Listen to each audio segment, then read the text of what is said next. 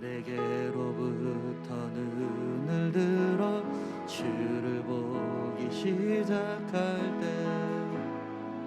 주의 일을 보겠네. 내 작은 마음 돌이키사 하늘에 꿈꾸게 하네. 주님을 볼 때 다 같이 내게로부터 눈을 들어 주를 보기 시작할 때 주의 일을 보겠네. 내 작은 마음 돌이키사 하늘에 꿈꾸게 하네. 주님을 볼 때 모든 시선을 주님께 드리고 살아계신 하나님을 느낄 때 내 삶은 역사하고 하나님이 일하기 시작하네.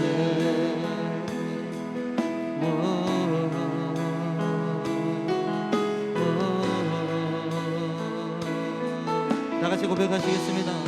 성령이 나를 변화시켜 성령이 나를 변화시켜 모든 능력 사라질 때 주의 일을 보겠네. 황폐한 땅 한가운데서 주님 나를 알게 되리. 주님을 볼 때 다시 한번 성령이 나를 변화시켜 모든 두려움은 사라질 때 주님의 일을 보게 될 것입니다. 주의 일을 보겠네. 황폐한 땅 가운데서 주님 나를 알게 되리. 주님을 볼 때 모든 시선을 주님께 드리고 살아계신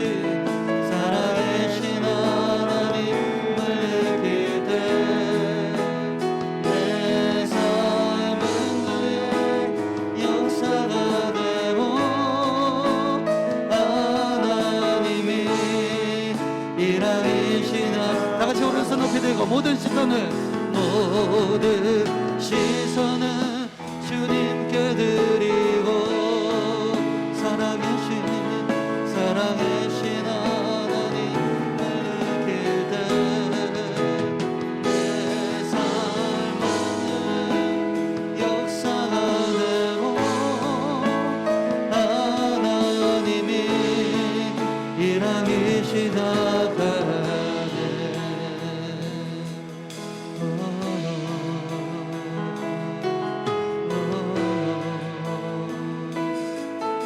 우리가 주님의 영광을 보게 될 것입니다. 주님의 영광 임하네. 주 볼 때 우리 주님을 바라봅시다. 주님의 영광 임하네. 주 볼 때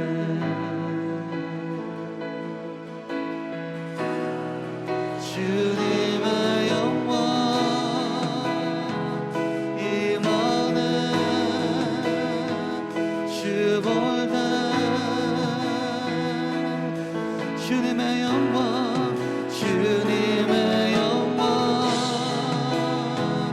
임하네. 주 볼 때 다같이 선포합시다. 모든 시선을 주님께 드리고 살아계신 하나님을 느낄 때 내 삶은 역사가 되고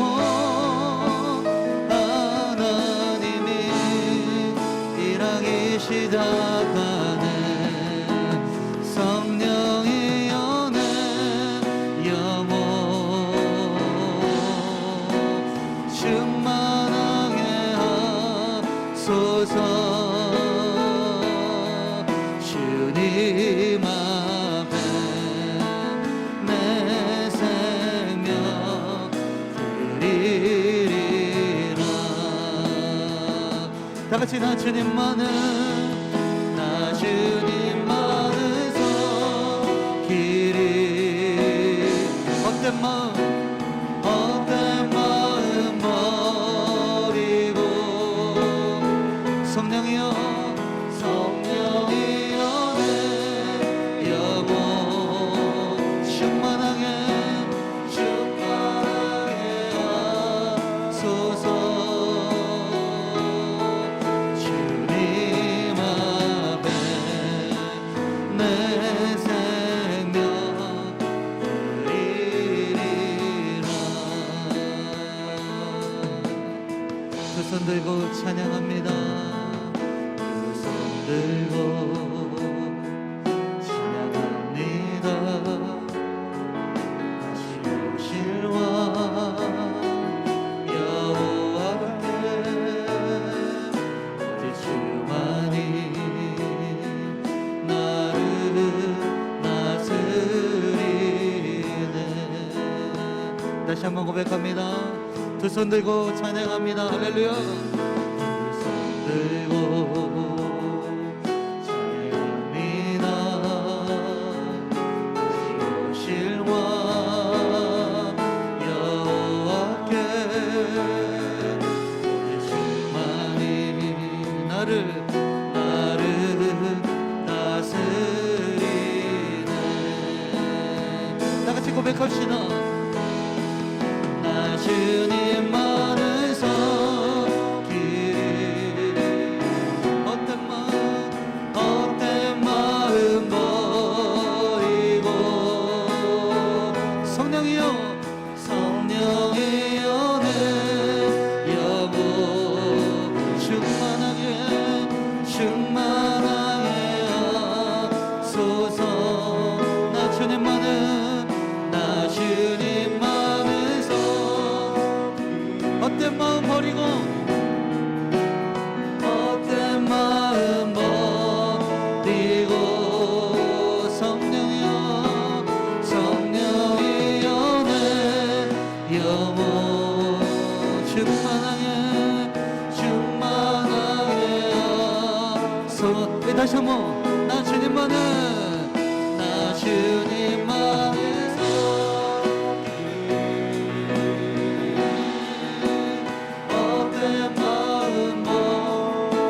헛된 마음들을 다 버립니다. 성령이여, 성령이 오네 영혼 충만하게 하소서. 주님 앞에 내 생명 드리리라. 우리 이 시간 다시 한번 통성으로 기도합시다. 하나님, 이 시간 우리 가운데 있는 모든 헛된 마음들을 이 시간 다 내버립니다. 하나님, 우리가 염려하고 걱정하고 두려워하는 모든 것들, 다 이 쓰레기와 같은 것들 다 내려놓게 하여 주시고, 온전히 우리가 하나님을 의지하며 주님의 이름을 부르며 주님 안에서 완전하게 해결되는 것을 보게 하여 주시옵소서. 이 시간 하나님, 예수님만이 우리의 해답입니다. 주님만이 우리의 정답입니다. 성령님, 우리를 주관하여 주시고 우리의 삶 가운데 역사하여 주시옵소서. 우리의 모든 시선을 주님께 고정하오니 주님, 이 시간 성령으로 우리를 충만케 하여 주시옵소서. 다시 한번 주여 한번 부르짖고 통성으로 기도합니다. 시작. 주여. 아버지 하나님, 이 시간 우리의 모든 헛된 마음들을 이 시간 다 내버립니다. 하나님, 우리 가운데 성령의 충만함을 허락하여 주시옵소서. 우리 가운데 거룩한 마음을 허락하여 주시옵소서. 우리 가운데 새 영을 부어 주시옵소서. 성령으로 충만한 우리의 마음이 되어지게 하여 주시옵소서. 하나님 아버지, 우리 가운데 하나님 헛된 마음들을 내버립니다. 오직 주님만을 섬기기로 결단합니다. 우리의 모든 더럽고 추악한 모든 죄악들을 이 시간 주님 앞에 토설하오니 주님, 우리를 정결케 하여 주시고 우리를 새롭게 하여 주시옵소서. 거룩하신 예수님의 보혈로 우리를 깨끗게 하여 주시옵소서. 우리를 새롭게 하여 주시옵소서. 우리를 새롭게 하여 주시옵소서. 나 주님만을 섬기리. 헛된 마음 버리고 성령이여 내 영혼 충만하게 다시 한번 우리 두 손 높이 들고 나 주님만을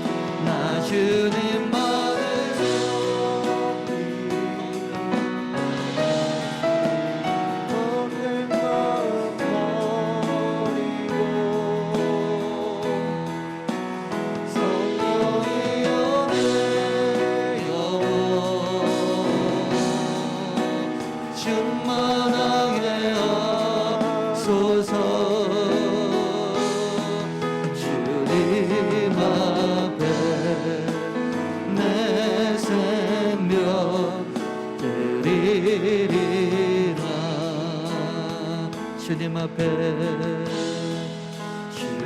드리리라.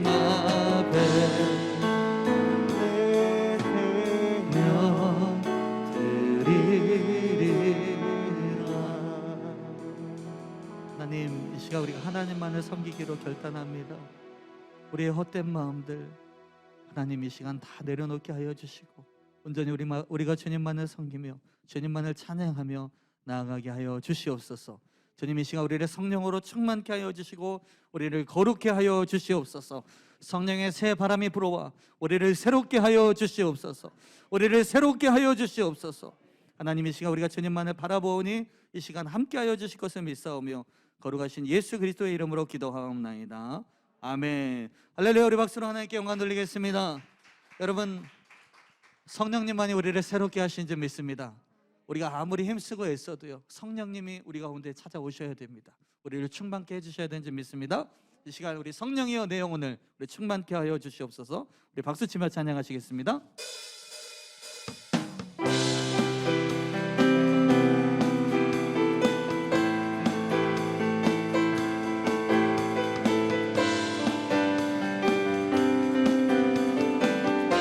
우리 간절한 심령으로 성령이여 내 영혼을 성령이여 내 영혼을 충만케 하소서.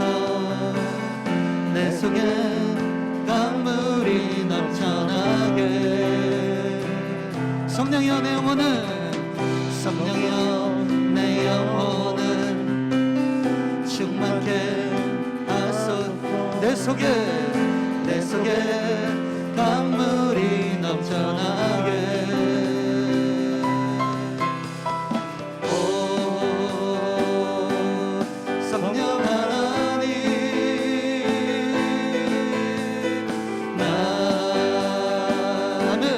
다시 새롭게 하소서. 채우소서. 내 영혼이 세상 유로 다 이기고 다시 주를 닮아가도록 채우소서. 내 영혼이 세상 이로 다 이기고 오직 주만 나타내도록. 다시 한번 성령이여 내 영혼을 충만케 하소서. 내 속에 강물이 넘쳐나게. 다같이 고백합시다. 성령이여 내 영혼을 충만케 하소서. 내 속에 강물이 넘쳐나게. 다같이 오 성령 하나님 나 다시 새롭게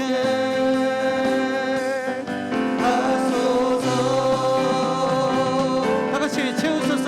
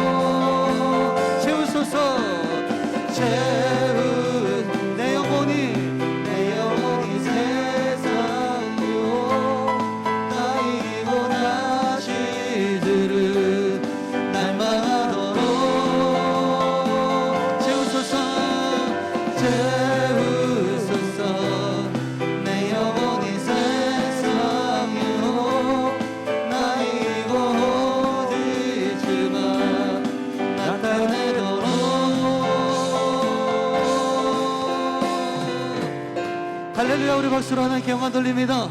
주님 우리를 성령으로 충만케 인도하여 주시옵소서. 할렐루야. 아멘.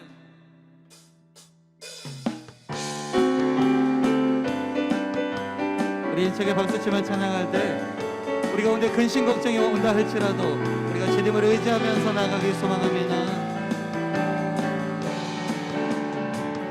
나 근심 걱정 와도 어려운 일 당해도 걱정 말아라.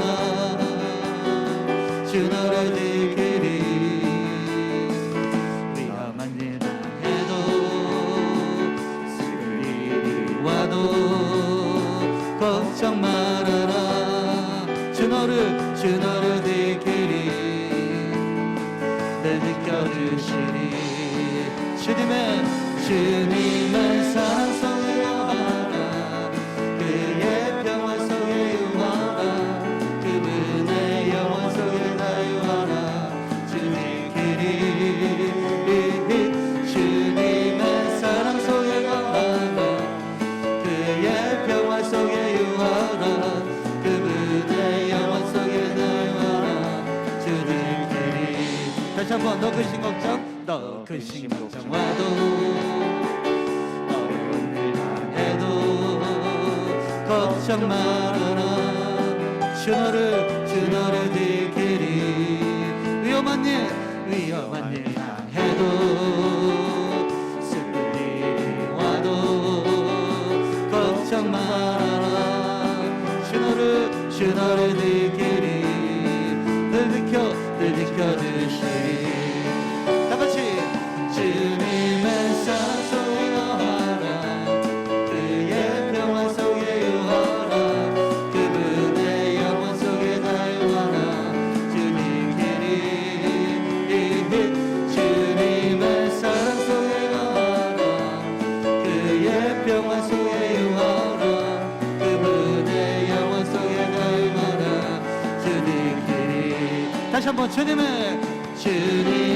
사랑 속에 영원하라. 그의 평화 속에 유하라.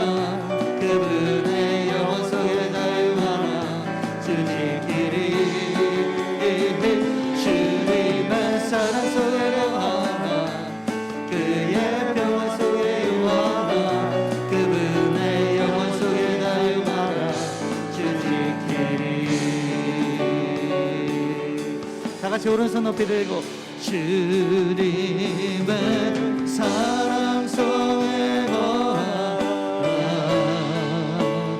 그의 평화 속에 유하라. 그분의 영원 속에 자유하라. 주 지키리. 주님의 사랑 속에 걸어라. 그의 평화 속에 유하라. 그분의 영원 속에 자유하라. 주 지키리. 작은 목소리로 주님의 사랑 속에 거하라. 그의 평화 속에 유하라. 그분의 영원 속에 자유하라. 주 지키리. 주님의 사랑 속에 걸어라. 그의 평화 속 유하라. 그분의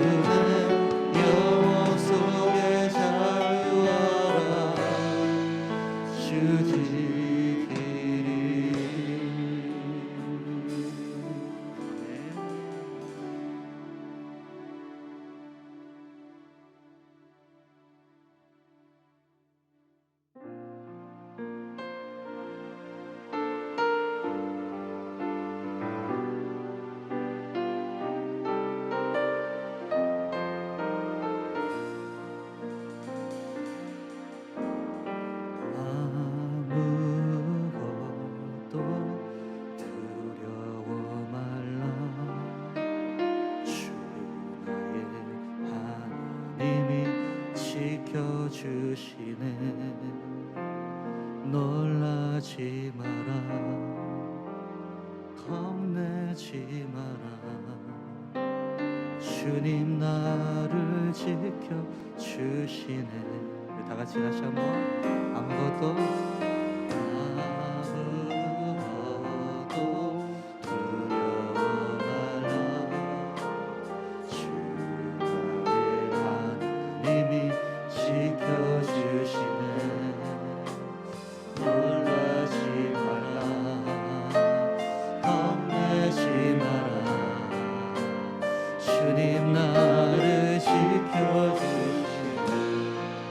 내 맘에 힘에 겨워, 내 맘에 힘에 겨워 지칠지라도 주님 나를 지켜주시네. 세상에 엄한 분과 몰아칠 때도 주님 나를 지켜주시네. 주님은 나의 산성, 주님은 나의 요새, 주님은 나의 소망, 나의 힘이 되신 여호와. 아멘. 다시 한번 고백합니다. 아무것도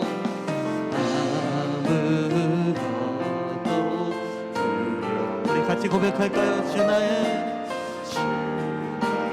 하나님이 지켜주시네. 아멘. 놀라지 마라, 겁내지 마라. 주님 나를 지켜. 다시 한번 고백할까요? 아무것도 두려워 말라.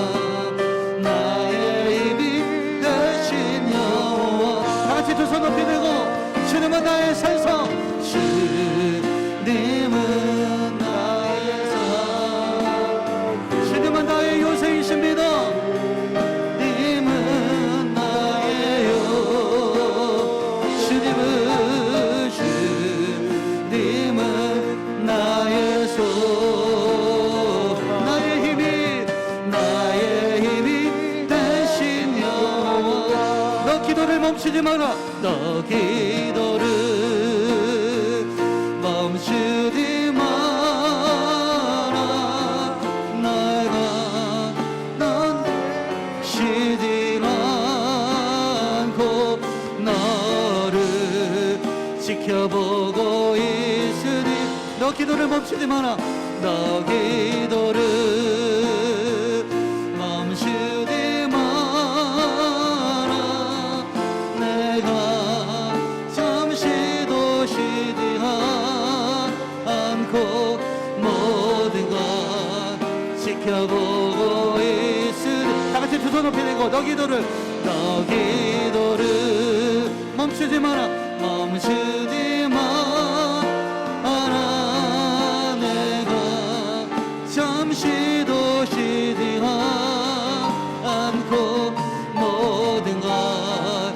지켜보고 있으니 바로 역전되리라 바로 역전되리라 바로 역전되리라 바로 역전되리라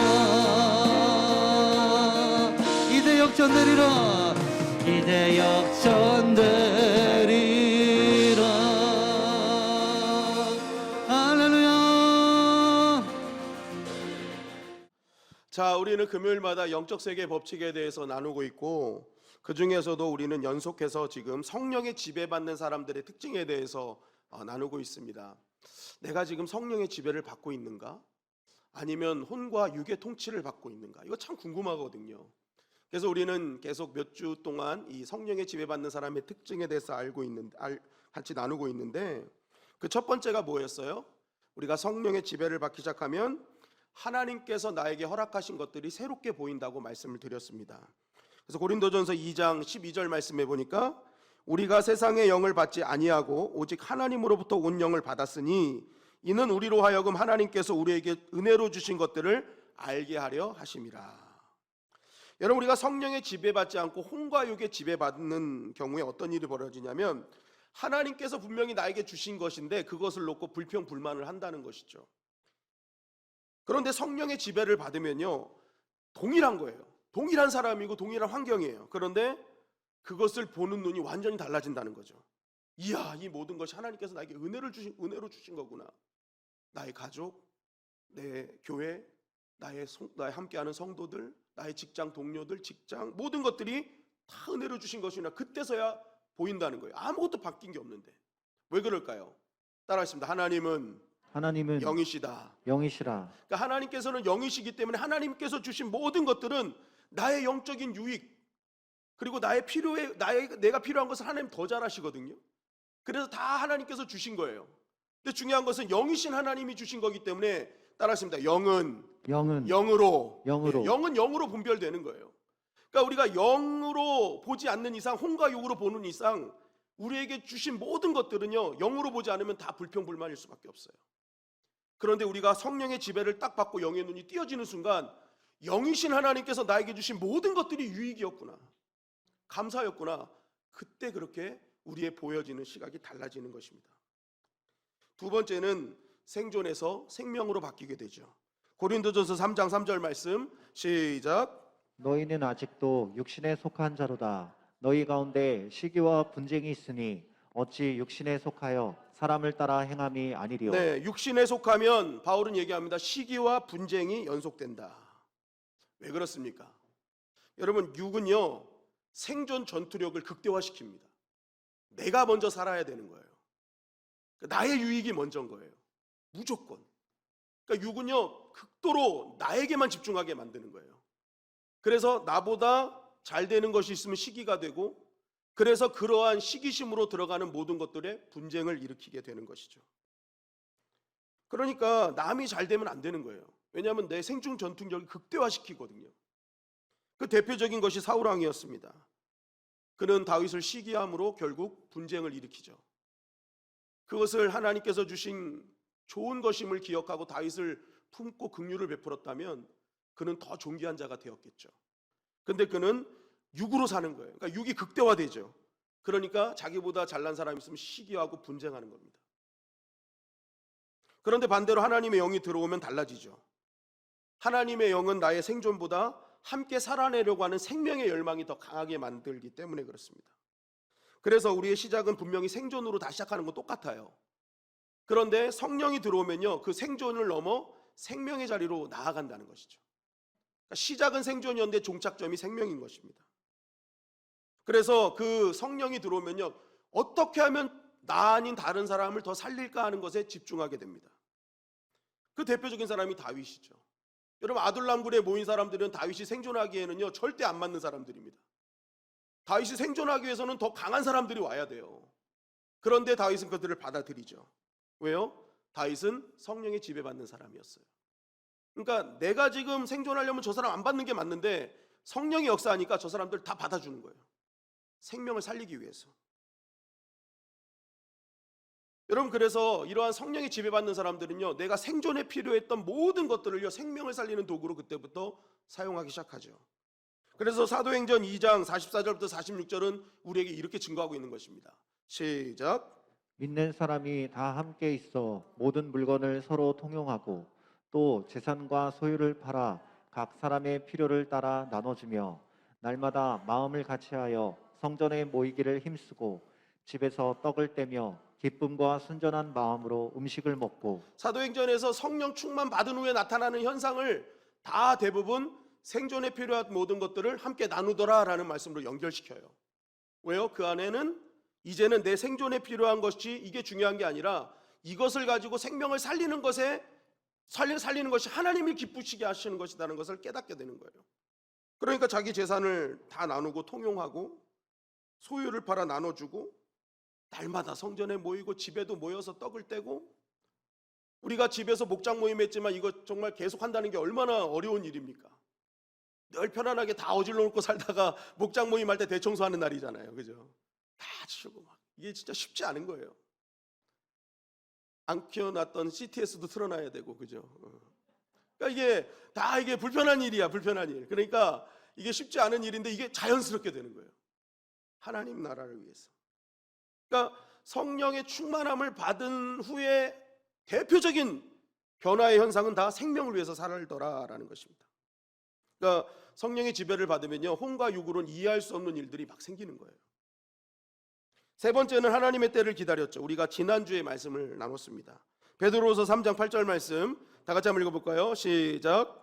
사랑하는 자들아 주께는 하루가 천년 같고 천년이 하루 같다는 이 한 가지를 잊지 말라. 네, 하나님의 시간에 대한 말씀입니다. 그러니까 우리의 삶을 살아가다 보면 자연스럽게 흘러가는 물리적인 시간들이 있죠. 우리가 지금 살고 있는 이 시간들, 육체적인 시간들. 근데 성경은 한 가지 시간을 더 말해요. 하나님의 시간이 있다. 하나님의 때가 있다. 그걸 얘기합니다. 결국 하나님의 시간을 왜 얘기합니까? 이 땅에 살아가는 믿음의 사람들은 영적 존재이기 때문에 이 영적 존재인 사람들은요, 항상 어떤 시간을 기다리냐? 하나님의 시간을 기다리게 돼 있다는 거예요. 하나님의 때를 기다린다. 그러니까 내가 정한 때, 내가 정한 시간표대로 살려고 하지 않고 반드시 하나님의 때에 하나님의 방법으로 역사하실 그날을 기대하는 것이죠. 하나님의 때가 임하면 모든 것이 완벽하게 완전하게 해결됨을 믿고 그때를 기다리며 내가 할 수 있는 영역에서 하나님을 찾고 구하는 일에 집중한다는 것입니다. 하나님의 시간은 하루가 천년 같고 천년이 하루 같아요. 무슨 말입니까? 인간의 물리적인 시간 속에 하나님의 시간이 딱 임하게 되면요, 천년에 벌어질 일들이 이 하루 만에 다 벌어질 수 있다는 거예요. 그러니까 우리가 일일이 하루라는 시간 안에서 해야 될 모든 일들이 있는데 그거 다 하지 못하거든요. 근데 하나님의 시간이 임하면 하나님이 그것을 다 해결해 주시는 거예요.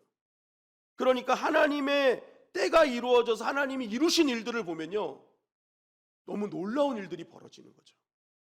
내가 생각지도 못했던 상황과 환경까지도 하나님 다 주관하셔가지고 아무런 부작용이 없는 상황으로 만들어버리시는 것이죠. 그래서 에베소서 5장 16절 17절은 이렇게 말씀하고 있는 것입니다. 시작. 세월을 아끼라 때가 악하니라. 그러므로 어리석은 자가 되지 말고 오직 주의 뜻이 무엇인가 이해하라. 술 취하지 말라. 이는 방탕한 것이니 오직 성령으로 충만함을 받으라. 세월을 아끼라라는 단어가 원어에선 세월을 건진다라는 뜻이죠. 건진다.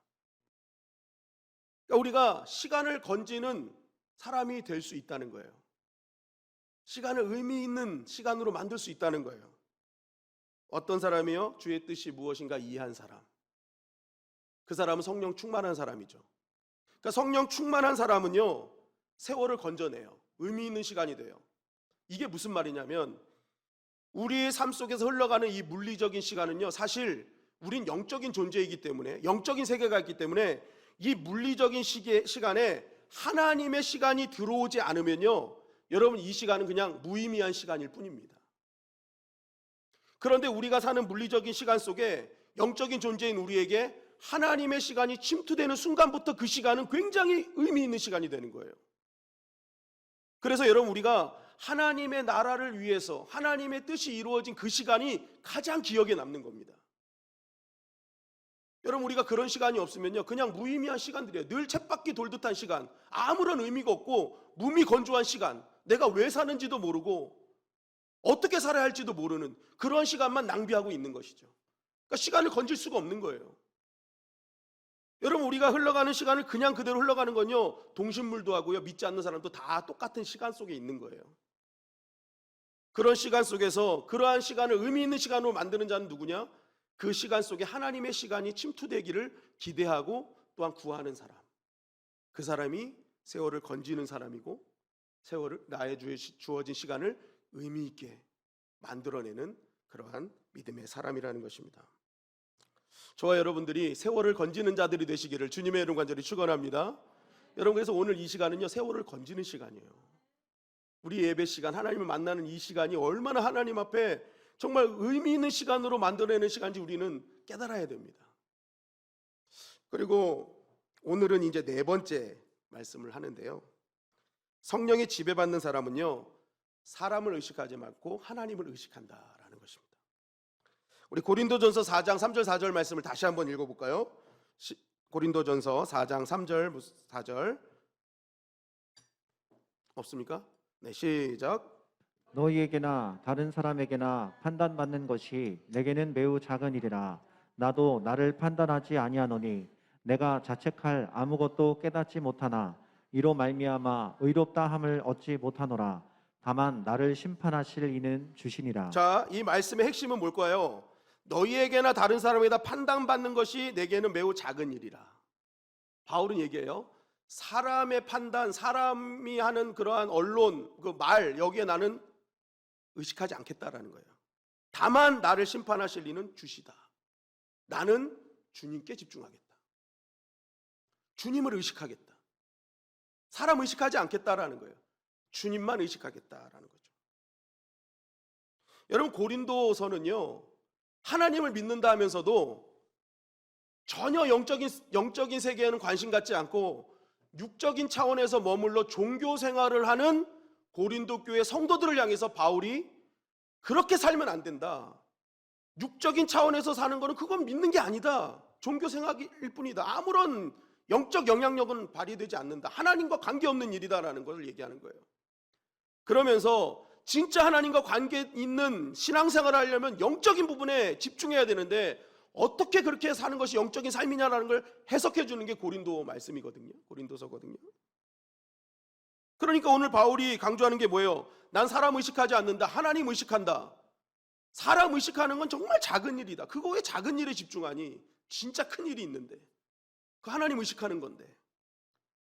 그러면서 사람들의 판단에 너무 신경 쓰지 말고 하나님 판단, 하나님의 기준에 우리는 집중해야 된다라고 말하는 것이죠. 결국 영적인 사람, 하나님 성령의 지배받는 사람이 누구냐? 철저하게 하나님 의식하고 살아가는 사람이 성령의 지배받고 통치받는 사람의 현상이라는 것입니다. 여러분, 혼과 육에 집중하는 사람들은요, 늘 사람들의 시선과 말에 집중하게 됩니다. 여론에만 촉각을 세우는 거예요. 제가 그 말을 듣지 말라는 게 아닙니다. 잘 들으셔야 돼요. 사람의 말들은 들려올 수 있잖아요. 그런데 거기에 촉각을 세우는 거죠. 그래서 그것의 기준을 삼아 판단하는 거예요. 그러나 하나님의 사람, 성령의 지배를 받는 사람은요, 철저하게 하나님의 시각과 하나님의 기준에 집중해요. 여론이 말하는 것을 들어요. 다 똑같이 들어요. 그런데 거기에 촉각을 세우지 않고 그 일에 대한 하나님의 평가는 무엇인가? 그 일에 대한 하나님의 기준은 무엇인가에 집중한다는 것이죠. 그래서 하나님이 원하시는 게 무엇인가를 깨닫고 거기에 집중하는 인생이 성령의 지배받는 인생이라는 것입니다. 왜 그렇게 될까요? 여러분, 우리가 계속 이 시간을 통해 강조되는 게 이 세계는 두 가지 세계가 있댔죠. 보이는 세계와 보이지 않는 세계. 그런데 육은 철저하게 보이는 세계만을 의식하게 만들어요. 그러니까 보이는 사람에게만 집중하는 겁니다.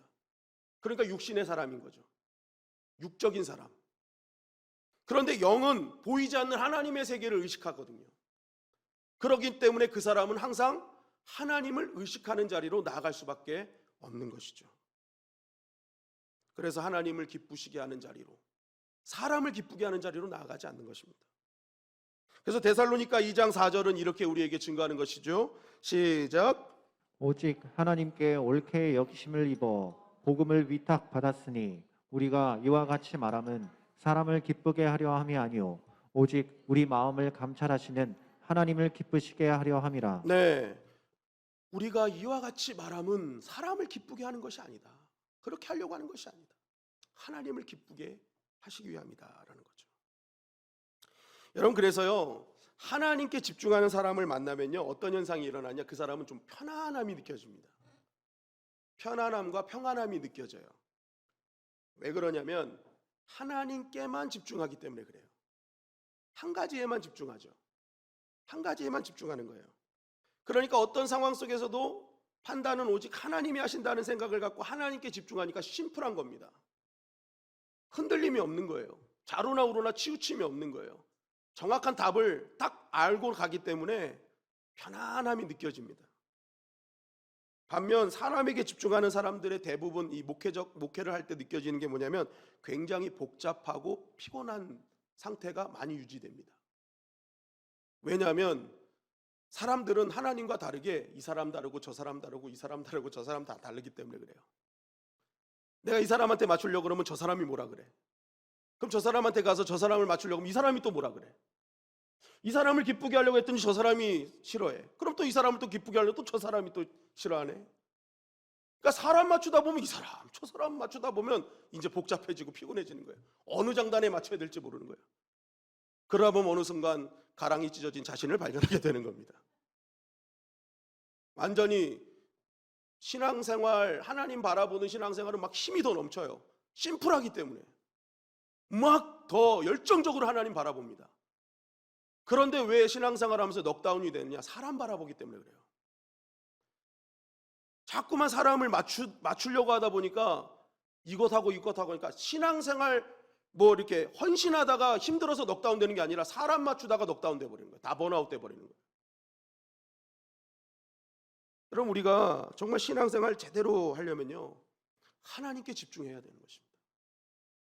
그래야 우리가 일희일비하지 않아요. 일희일비하지 않아. 판단과 결정은 하나님이 하시는 것임을 믿기 때문에 오늘도 사람의 그 말에 절대 흔들리지 않는 거예요. 하나님이 언젠가는 밝혀주실 거야. 하나님이 알려주실 거야. 옳고 그름의 모든 것들 하나님이 친히 들어서 세워주실 거야. 고린도전서 4장 4절부터 5절까지 말씀이죠. 시작. 내가 자책할 아무것도 깨닫지 못하나 이로 말미암아 의롭다 함을 얻지 못하노라. 다만 나를 심판하실 이는 주시니라. 그러므로 때가 이르기 전 곧 주께서 오시기까지 아무것도 판단하지 말라. 그가 어둠에 감추인 것들을 드러내고 마음의 뜻을 나타내시리니 그때에 각 사람에게 하나님으로부터 칭찬이 있으리라. 네, 주께서 오시기까지 그것을 들춰내려고 하지 말아라. 판단하려고도 하지 말아라. 그죠? 사람의 말들 여러 가지 소리가 들려올 때 억울한 게 있어. 정말 막 속을 막 뒤집어 놓는 말들이 있어. 막 속이 막 타들어가고 미칠 것 같아. 그러나 그때도 뭐예요? 흔들리지 말고 하나님의 때가 되면 하나님께서 감추인 것들을 드러내실 거고 그것으로 인해서 하나님의 칭찬이 있을 것임을 믿고 나아가라는 것입니다. 그러니까 하나님께 집중하는 사람은요, 결국 하나님께서 드러내시면 완벽하게 드러내실 것임을 믿고 오늘 하루에 어떠한 소리에, 세상의 소리에, 사람의 소리에, 나를 유혹하는 사단의 소리에 흔들리지 아니하고 끝까지 뭐예요? 하나님 바라보며 오늘도 인내하며 나아가는 것입니다.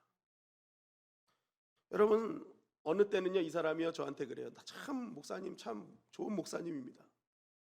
참 가끔 그런 소리를 가끔 들어요. 특별히 이게 신앙생활 예전에 같이 하시다가 이제 헤어지신 분들을 가끔 만나면 나가 보니까 알겠어요. 목사님이 좋은 사람인지. 안에서 몰랐대요. 나가 보니까 알겠대요. 근데 어떤 사람은 또 그래요. 아유, 목사님 좀 목회 좀 잘 좀 하세요. 여러분, 목사가 그런 얘기 들으면 속 탈까요? 탈까요? 잘 하시네요. 안 타요. 이제는 말씀 준비하면서 생각했어요. 아, 하나님께서 언젠가는 내 중심을 알게 하실 거야. 그 사람의 말에 내가 왜 뒤집어져? 나는 그저 하나님께서 주신 자리 잘 지키는 믿음의 사람이 돼야지. 여러분, 성령의 지배를 받는 사람은 지금 하나님이 나에게 뭐라 하시는가? 지금 하나님이 나에 대해서 어떤 평가를 내리고 계시는가? 여기에 초점을 맞추고 그저 묵묵히 순종해가는 삶을 살게 되는 것이죠. 여러분, 오늘 이 밤 그 성령의 지배를 받는 밤이 되시기를 주님의 이름으로 간절히 축원합니다. 그럼 여러분, 우리가 흔들리지 않는 편안함으로 살아갈 수 있어요. 흔들리지 않아요. 좌우로나 우로나 치우치지 않고 억울한 평가를 당해도 하나님께서 이루실 것임을 믿기에, 언젠가는 하나님께서 칭찬하시는 존귀한 죄로 만드실 것임을 믿기에 굳이 내가 막 열 올리면서 성급하게 해결하려고 하지 않는다는 것이죠. 여러분, 우리가요 정말 이러한 믿음이 없이 사람들의 말에 일일비해서 내가 옳고 그름을 나타내고 나의 옳음을 밝혀내려고 하다 보면요 정말 많은 부작용이 생기게 돼요. 왜냐하면 나의 옳음을 드러내기 위해서 너무나 많은 상처들이 생기게 되거든요. 내가 옳아야 되기 때문에 누군가는 옳지 않음을 증명해내야 돼요. 그렇기 때문에 그 일로 인한 상처들은 굉장히 많다는 것입니다. 여러분은 요즘 새벽에 욥기 말씀 나누는데 딱 그거잖아요. 자신의 옳음을 증명하기 위해서 욥을 완전히 개박살을 내잖아요. 진짜 완전히 이상한 사람 만들잖아요. 그러니까 욥도 지지 않으려고, 욥은요 고난을 받아서, 아니 죄를 지어서 고난을 받는 건 아니에요. 다만 고난 중에 죄를 짓게 됐어요. 뭐냐면 하나님을, 이상한 하나님으로 말하기 시작했잖아요. 그러니까 고난은 사람을 참 메마르게 해요. 근데 왜 그럴까요? 그때 성령의 지배를 받으려고 힘써야 그것을 뭐예요? 내 힘으로 어떻게든지 증명해내려고 하는 자리를 넘어서 버리는 것입니다. 그래서 그 때를, 하나님의 때를 기다리며 하나님께서 말씀하실 그날에 오기 때문에 부작용 없는 아름다운 뭐예요? 모습으로 하나님께서 세워주시는 은혜를 경험하게 되는 것이죠. 여러분, 억울한 일이 있습니까? 너무 그것을 밝혀내려고만 하지 마시고 그것을 밝혀주실 하나님을 신뢰하시기를 주님의 이름으로 간절히 축원합니다. 그럼 하나님께서 나중에 더 존귀한 자로 만들어 주실 거예요. 그리고 마지막, 하나님을 의식하는 사람은요 따라하겠습니다. 충성하게 되어 있다. 충성하게 되어 있다. 고린도전서 4장 1절 2절 말씀입니다. 시작. 사람이 마땅히 우리를 그리스도의 일꾼이요 하나님의 비밀을 맡은 자로 여길지어다. 그리고 맡은 자들에게 구할 것은 충성이니라. 자, 하나님을 의식하는 사람들은 영적인 세계를 의식하는 사람이죠. 그런 하나님을 의식하고 영적인 세계를 의식하는 사람들에게 하나님께서 주시는 축복이 있는데 그게 뭐예요? 하나님의 비밀을 맡게 해주신다는 거예요. 하나님의 비밀을 맡은 자로 세워주신다는 거예요. 여러분, 이 하나님의 비밀을 맡는다는 게 왜 복 중에 복일까? 여기서 맡은 자라는 단어가 헬라어로 오이코노무스라는 뜻입니다. 오이코노무스. 이게 오이코스라는 집, 그리고 네모라는 관리하다라의 합성어예요.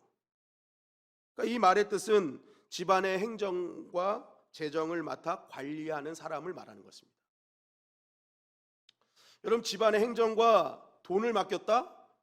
어떤 건 거예요? 다 맡긴 겁니다. 다 맡긴 거. 그러니까 주인 다음이에요, 그냥. 그죠? 주인 다음에 다 아는 거예요. 다. 모든 것을 다 알고 있는 거예요. 결국 하나님께서 비밀을 맡게 하신다라는 것은요, 하나님께서 자신의 비밀을 없게 그 사람에게 다 알려주신다는 거거든요. 다 알려주신다. 하나님께서 갖고 계신, 그러니까 육의 사람은 전혀 할 수 없는 일들이죠. 근데 영의 사람, 하나님을 의식하는 사람에게 하나님은 다 알려주신다는 거예요. 이게 복 중에 복이죠. 하나님 마음을 알 수 있고, 하나님이 어떤 일을 하시는지 알 수 있고, 다 알 수 있는 거예요. 그러니까 하나님의 비밀을 맡은 자로 세워주시는 거예요. 하나님을 의식하고 있기 때문에. 그런데 이런 일을 이제 맡길 때 하나님이 필수 자질을 얘기하시는데 그것이 뭐라는 거예요? 충성이다라고 얘기하고 있어요. 하나님의 비밀을 맡기는 이 축복을 줄 건데 그 사람에게 가장 필요한 자질 중에 하나가 충성이래요. 충성. 결국 여러분, 영적인 일에 집중하고 하나님을 의식하고 성령의 지배받는 것과 충성은 동격인 거예요. 그죠? 그러니까 하나님을 의식하는 자를 하나님이 하나님의 비밀을 맡은 자로 여기신다잖아요. 그런데 그런 사람에게 필요한 자들이 충성이래잖아요. 그러니까 하나님을 의식하는 성령의 지배받는 사람이 충성하는 사람이에요. 같은 거예요. 같은 거. 여러분, 충성은 무엇입니까? 오랜 시간 변함없이 그 모습 그대로를 또 주신 자리를 지키는 게 충성이죠. 충성이에요. 그런데 이 말씀에 충성이라는 단어를 헬라어로 보니까 피스티스라는 단어를 써요. 이 피스티스가 무슨 뜻이냐면 믿음이라는 단어입니다. 믿음. 결국 성령의 지배를 받고 하나님을 의식하는 자는 충성된 자인데 그 충성이 뭐예요? 믿음 있는 사람이라는 거예요. 믿음 있는 사람. 오랜 시간 변함없는 모습으로 믿음으로 서 있으니까 하나님께서 비밀을 맡게 하시는 거예요. 여러분, 그래서 우리가 오늘 이 말씀을 통해서 정말 깨달아야 될 게 뭐냐면 성령의 지배 아래 있는 사람은요 항상 한결같다는 겁니다. 한결같아. 당장 내 눈에 변화되는 것이 없어요. 변화될 것 같지도 않아요. 그럼에도 불구하고 하나님을 의식하고 성령의 지배를 받고 충성된 믿음의 사람은 그 자리를 지킨다는 거예요. 왜 그렇습니까? 내 눈엔 보이지 않아요. 그런데 믿음 있는 사람은 뭐예요? 하나님이 하실 것을 믿는 거죠. 하나님의 때가 있음을 믿는 거죠. 그러니까 지키는 거예요. 그것이 1년, 2년 내가 정한 시간이 아닐지라도 보이지 않을지라도 끝까지 그 자리 지키는 충성스러운 믿음. 그러니까 하나님이 안심이 되죠. 어디로 튈지 모르는 그런 탱탱볼 같은 사람에게 어떻게 맡기겠어요? 그런데 늘 한결같은 믿음으로 그 자리를 지키는 그 사람에게는 하나님께서 완전히 신뢰를 하시는 거죠. 너는 맡겨도 되겠다. 그러니까 하나님께서 우리에게 하나님의 비밀을 맡길 때는요, 때로는요, 그것이 시간이 오래 걸릴 때가 있습니다. 왜요? 그 사람의 그 충성스러움, 믿음을 확인하셔야 되기 때문에. 여러분, 우리는 믿음에 대해서 때로는 오해하며 살아갈 때가 있어요. 믿음을 뭔가 단기간에 번갯불에 콩 튀겨 먹는 단회적인 사건, 단기적인 사건으로 볼 때가 너무나 많이 있다는 것입니다. 물론 어떤 특정한 사건에 대해서는 하나님이 정말 단회적으로 단기적으로 한꺼번에 확 해주실 때도 있어요.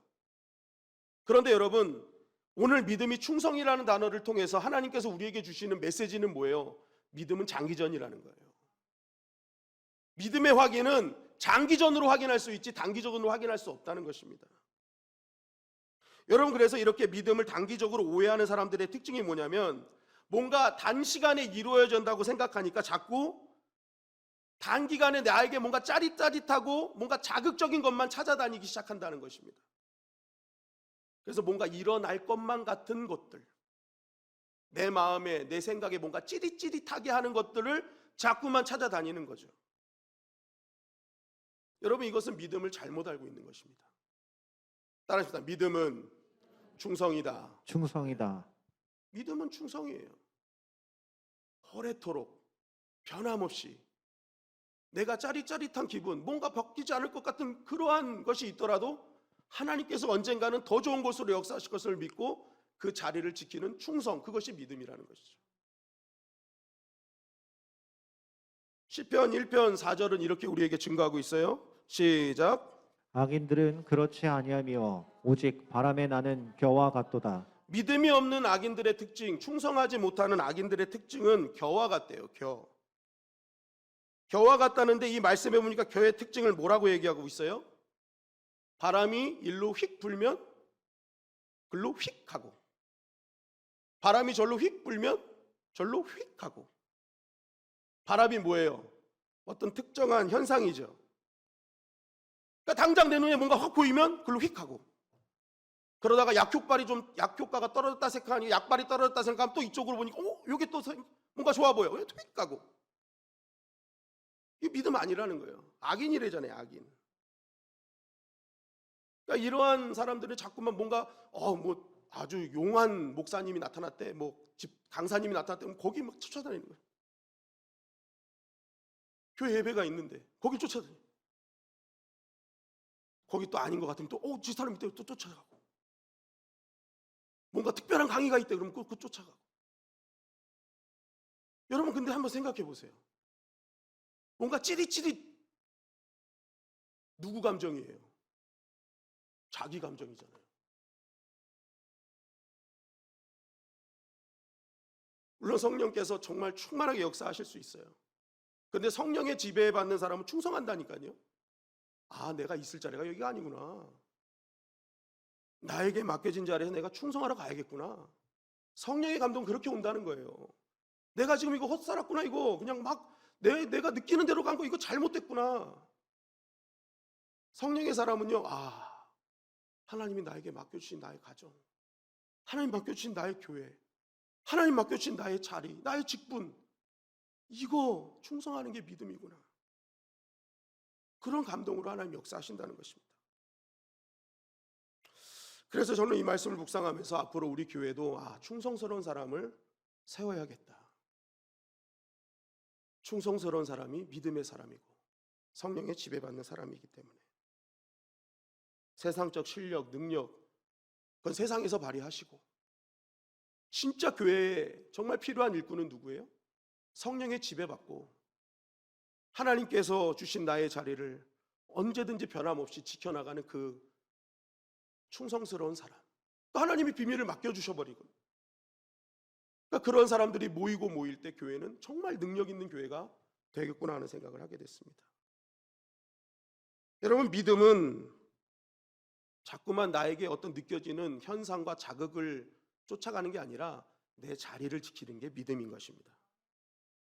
한번 하나님이 말씀하셨으면 내 눈에 역사가 일어나는 것이 보이지 않고 보일 것 같지 않더라도 내가 끝까지 하나님이 나에게 주신 자리라면, 하나님이 나에게 약속하신 자리라면 내가 지켜나가는 그 사람이 충성스러운 사람이고 그 사람에게 하나님께서는 비밀을 맡겨주시는 것이죠.